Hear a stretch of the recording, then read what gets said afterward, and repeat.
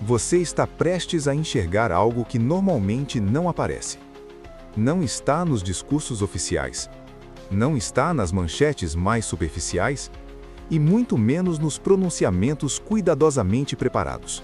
Mas está acontecendo. Agora. Nos bastidores de Brasília, longe das câmeras, um movimento silencioso já começou. Um jogo de poder está sendo montado peça por peça, com estratégia, cálculo e, principalmente, tempo. Porque existe um detalhe que muda tudo: o timing. Existe uma data, existe um momento específico, e existe um plano que só começa a ser executado de verdade a partir dali. Até lá, tudo parece calmo. Mas será que está mesmo? O que está sendo preparado nas sombras? Por que abril se tornou um ponto-chave nesse tabuleiro político? E mais importante, quem será atingido quando esse plano sair do papel? Fica comigo até o final, porque o que você vai entender aqui muda completamente a forma como você enxerga a política atual. A primeira peça desse quebra-cabeça já está em movimento, e ela revela algo que muita gente ainda não percebeu. A campanha já começou.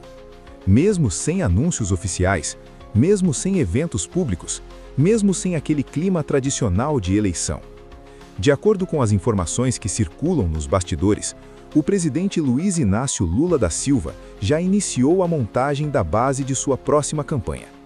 E não estamos falando de qualquer equipe, estamos falando de aliados históricos, pessoas que já estiveram ao lado dele em outras disputas, figuras que conhecem profundamente o funcionamento de uma campanha eleitoral.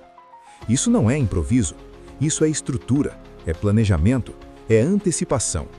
Enquanto grande parte da população ainda está focada no presente, a máquina política já está olhando para o futuro. E mais do que isso, já está se preparando para vencer esse futuro.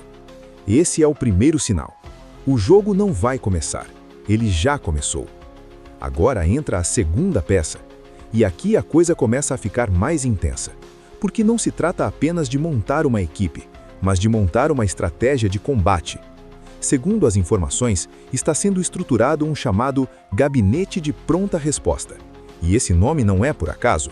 A função desse grupo é clara: responder rapidamente a ataques, controlar narrativas, produzir conteúdo político, atuar diretamente nas redes sociais.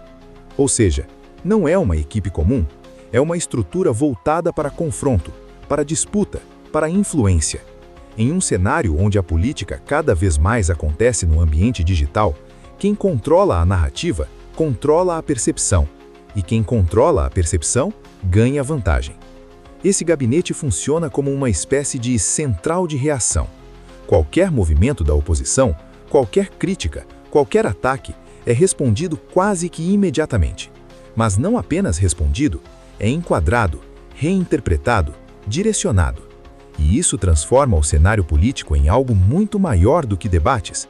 Transforma em um verdadeiro campo de batalha. Só que um campo de batalha invisível, digital e altamente estratégico.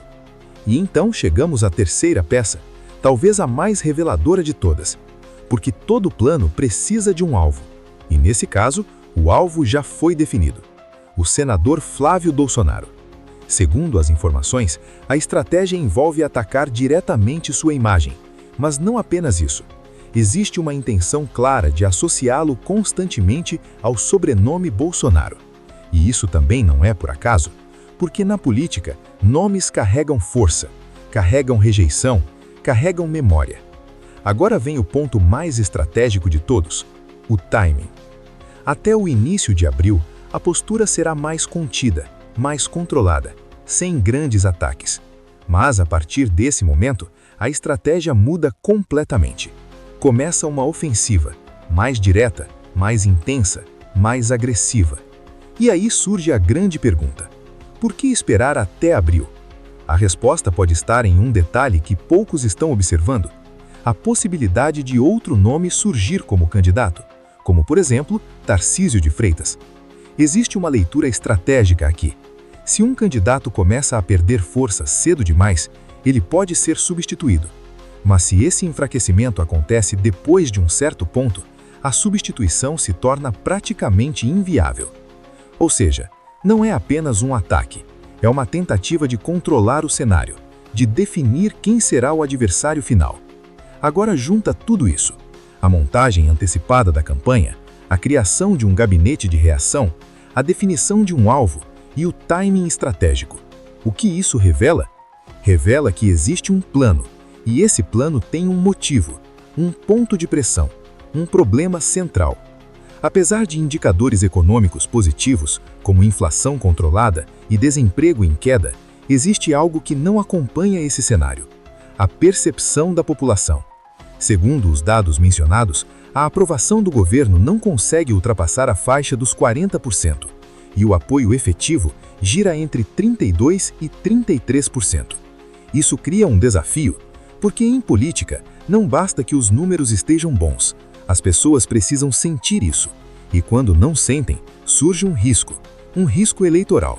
E é exatamente esse risco que está sendo enfrentado com estratégia. O que está sendo feito na prática é uma tentativa de reorganizar o cenário antes que ele se defina sozinho. Ao direcionar o foco para um adversário específico, ao estruturar uma resposta rápida, ao escolher o momento certo para agir, o objetivo é claro: controlar o jogo antes que ele saia do controle. E talvez seja esse o ponto mais importante de todos. Não se trata apenas de disputar uma eleição. Se trata de moldar o ambiente em que essa eleição vai acontecer. Porque quem define o ambiente tem vantagem, e quem tem vantagem chega mais perto da vitória. Agora você entende o que abril representa? Não é apenas uma data, é um ponto de virada. Até lá, calmaria. Depois disso, movimento, intensidade, conflito e possivelmente uma disputa muito mais acirrada do que parece hoje. Agora eu quero saber de você. Diante de tudo isso, você acredita que essa estratégia pode realmente funcionar? Ou o cenário ainda pode mudar completamente até a eleição? Deixe a sua opinião aqui nos comentários, eu quero muito ler o que você pensa. E se você quer continuar acompanhando o que realmente está acontecendo nos bastidores da política, já deixa o like, se inscreve no canal e ativa o sininho.